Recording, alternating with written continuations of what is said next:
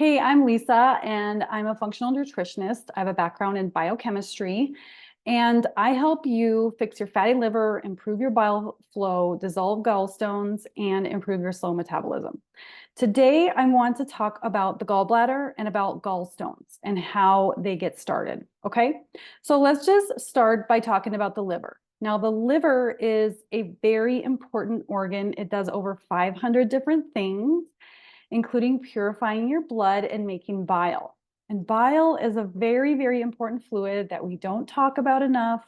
We talk about the gut. The gut gets a lot of attention and the stomach gets a lot of attention, but we don't really talk about the small intestine, the gallbladder, the liver, or the pancreas much. So let's just start by talking about what bile does.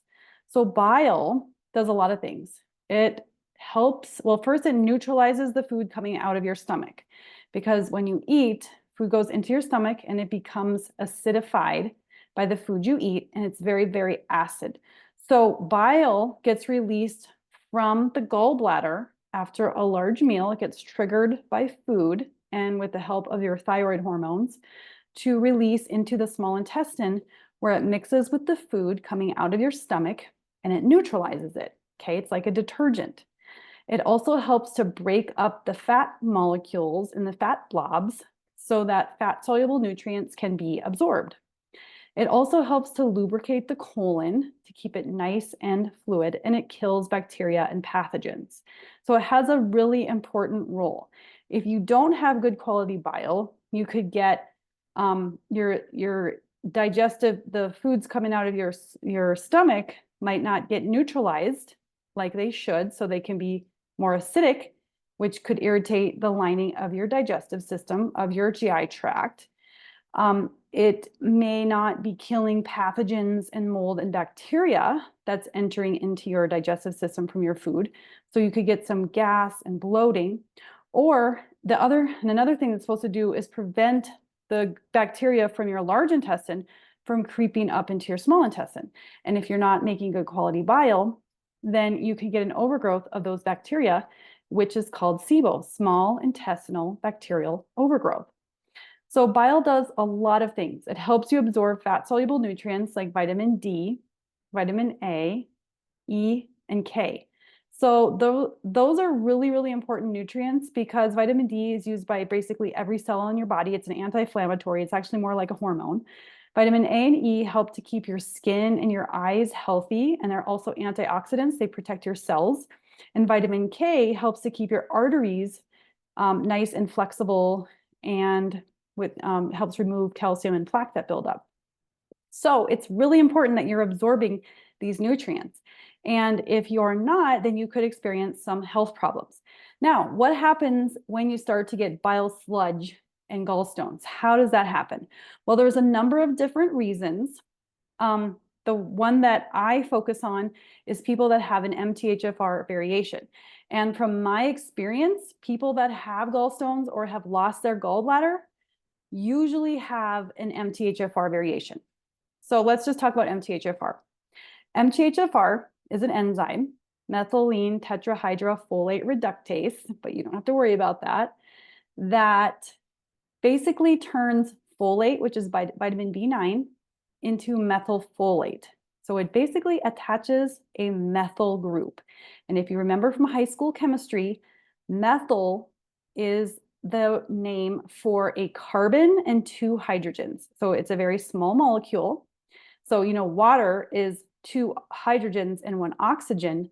Methyl is one oxygen and two hydrogens. Okay, so they're similar but different.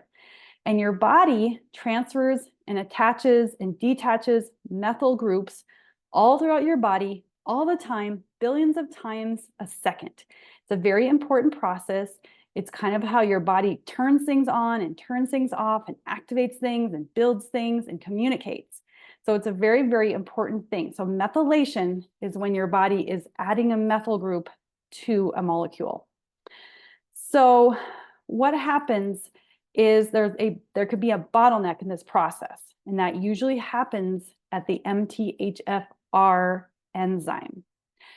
And a lot of people have a variation in this enzyme, which makes it slower. It's not a mutation, it's a variation. It just means that you are slower in this process. And that is not a big deal, except for the fact that we have a lot of toxins in our world, a lot.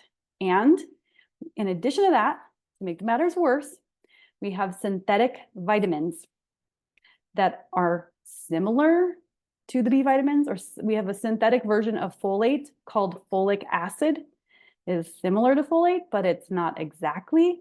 And what happens is it comes into your body and your MTHFR enzyme kind of eats it up like Pac-Man, and then it doesn't know what to do with it. So it just is stuck there, and it can't methylate, it can't release it. It's just kind of stuck. So all your methylation, all your MTHFR enzymes are sort of locked up. And that creates a big bottleneck in this process, in this system called methylation. Okay, so why methylation is important is it's important for detoxification. So as your liver is purifying your blood, methylation happens to some of the toxins. And if you don't have enough of these methyl groups involved in detoxification, you can get a buildup of toxins in your liver and plugging up your bile. So that can cause inflammation, it can cause high liver enzymes, it can cause fatty liver, and it can cause thick bile.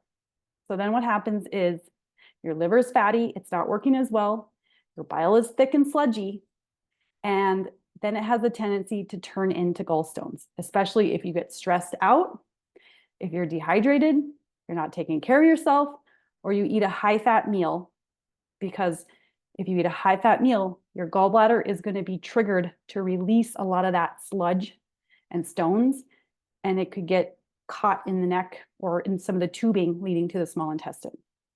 So that is one cause of gallstones, having the MTHFR. Other causes are illness. If you get really, really sick and you get a buildup of toxins, it can also lead to thick, sludgy bile.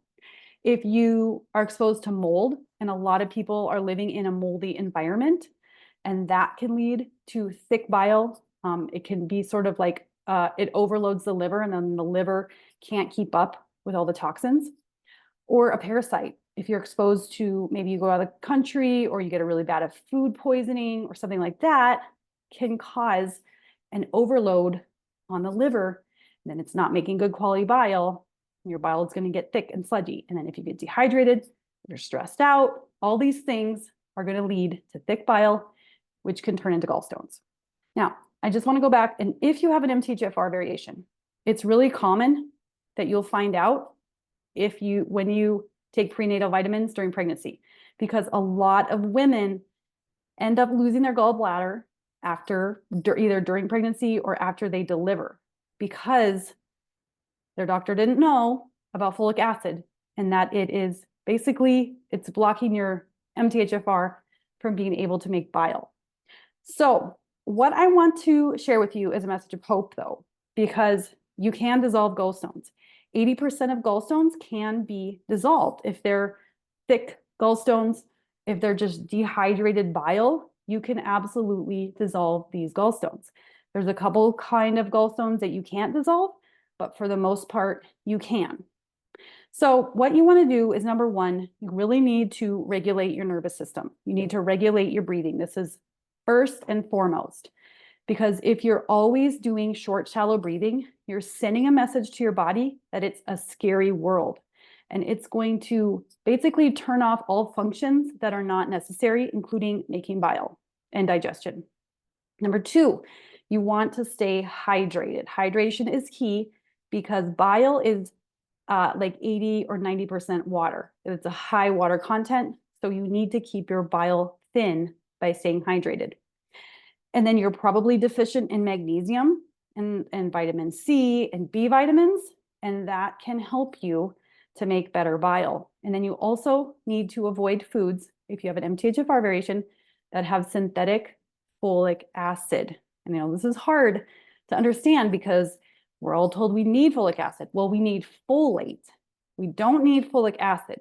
We need folate. So Folic acid is usually added to cereals, to breads, to cookies, crackers, all kinds of white wheat and white rice products. So you can switch to a whole wheat product or a organic product. Those usually do not have added folic acid. And then you want to eat more foods with natural folate, like leafy greens, animal meats, eggs, things like cheeses and milk, and a lot of protein foods. Also, cruciferous vegetables are high in folate, like cabbage. So you want to really change your lifestyle. So reduce your stress, get more water, get maybe a magnesium supplement, and then change your diet to get the folic acid out. Okay, so this is just the basics of how to dissolve gallstones. There's also some key supplements that you can get, which I talk about in my online course. So I put all of my information into an online course called My Gallbladder Revival. And it basically educates you, it goes more deep into what I was talking about, educates you on the liver and the gallbladder, and it gives you the protocol to dissolve gallstones and the supplements to take and the diet. So there's a meal plan, there's videos, and everything is packaged up in there to make it easy for you to guide yourself through the process of dissolving your gallstones. Okay, so if you want more information on that, you can check the links that I have below. Thank you so much for joining me, and I'll see you next time.